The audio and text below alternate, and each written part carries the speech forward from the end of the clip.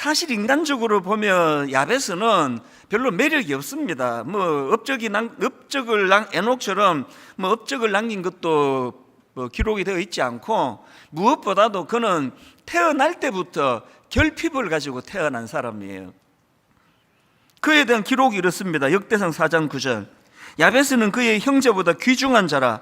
그의 어머니가 이름하여 이르되 야베스라 하였으니 이는 내가 수고로 낳았다 함이더라. 이 어떤 상황인지 아시겠죠?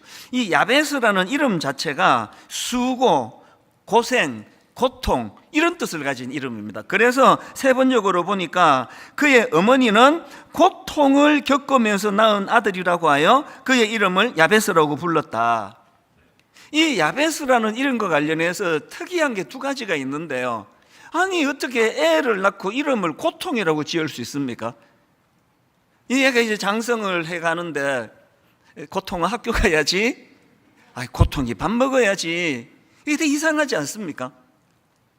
그리고 또 하나 특이한 게요, 성경을 보면은 아주 예외적인 몇 건을 빼고는 모든 자식들 이름을 아버지가 지어요. 그런데 야베스는 엄마가 지은 이름입니다.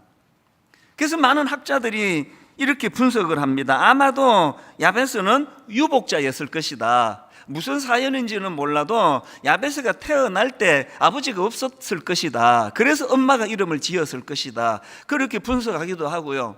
또 그런가 하면 어떤 학자는 이 야베스가 태어나는 과정에서 아기와 산모가 다 죽음의 문턱, 죽을 고비를 넘기면서 이 아이가 태어났을 것이다. 그렇게 분석하기도 하는데요. 어느 분석이 옳은지는 하나님만 아시겠죠. 그러나 우리가 추측할 수 있는 건 뭡니까? 이 사람은 태어날 때부터 결핍을 가지고 고통을 가지고 태어난 인생이다. 그렇게 설명을 할 수 있다고 봅니다. 여러분, 누가 이런 인생을 담고 싶어 하겠습니까? 매력이 없는 인생이에요. 주목받기 어렵습니다. 그런데 여러분, 제가 이번 여름 내내 야베스와 관련해서 집중하는 게 하나 있었는데요, 너무나 특이해요. 이 야베스의 이름이 등장하는 오늘 우리가 살펴보고 있는 구약 역대상에 보면은 사람 이름이 엄청 많이 나옵니다. 역대상에만 무려 500여 명의 이름이 등장을 해요. 거두절미하고 이름이 쫙 열거가 되는 겁니다. 그리고 오늘 본문으로 삼은 역대상 4장에만 44명의 이름이 등장을 합니다. 이런 식이에요. 오늘 본문 바로 앞에 나오는 역대상 4장 7절 8절입니다. 헬라의 아들들은 세렛과 이수알과 에드난이며 고스는 아누과 소베바와 하룸의 아들 아하헬 종족들을 낳았으며, 이름이 쭉 나오잖아요. 그리고 이제 오늘 본문 야베스를 기록한 부분 바로 그 다음 11절에도 보십시오. 수아의 형 글룹이 머힐을 낳았으니 머힐은 에스돈의 아버지요 에스돈은 베드라바와 바세아와 이르나하스의 아버지 느히나를 낳았으니 이는 다 레가 사람이며, 여기도 지금 이름이 쫙 나오고 있지 않습니까?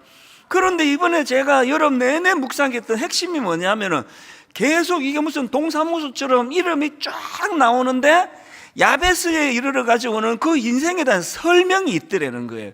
그게 오늘 본문입니다. 역대상 4장 9절 10절.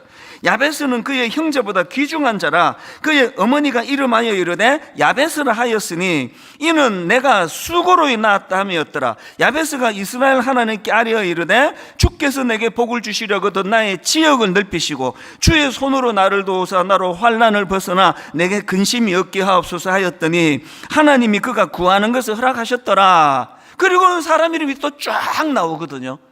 굉장히 독특하지 않습니까? 제가 이거를 묵상하다 보니까 마치 이렇게 하나님이 말씀하시는 것 같아요. 이 성경을 우리에게 남기시면서 하나님이 사람 이름을 쫙, 이제 옛날에 우리 코로나 처음 이제 시작이 됐을 때 들어올 때 이름 다 적고 하셨잖아요. 제가 지금 명단을 불러주고 있단 말이에요. 저 끝에서부터 누구누구 집사님, 누구누구 집사님, 누구누구 권사님 쫙 설명하다가 갑자기 어느 한 분에 이르러 가지고는 그런데 여러분 이분은 이름만 부르면 안 됩니다. 이분 얘기를 한번 들어보세요 라고 부연 설명을 하는 거예요.